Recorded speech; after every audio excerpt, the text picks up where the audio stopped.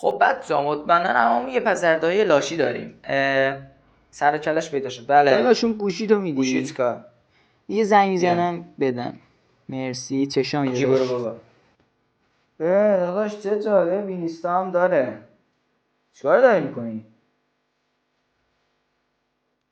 گفتی یه زنگ میزنم. بیا گوشی رو بده بابا. چه جالب. چه؟ داداشم امیر چه خبر چیکار میکنی؟ داداش یه پول خورد داری به ما بدی؟ بسا بیا فقط پس بده فردا میدم حتما. فقط پس بده لطفا. بیا نگران نباش دستت در نکنه خیلی مردی.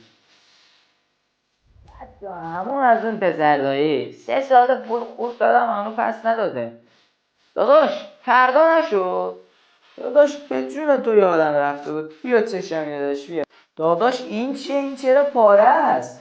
نداشتم از گاف صندوق درش آوردم اینجوری پاره شد دیگه. ببخش واقعا برات متاسفم. از تو گاف صندوق.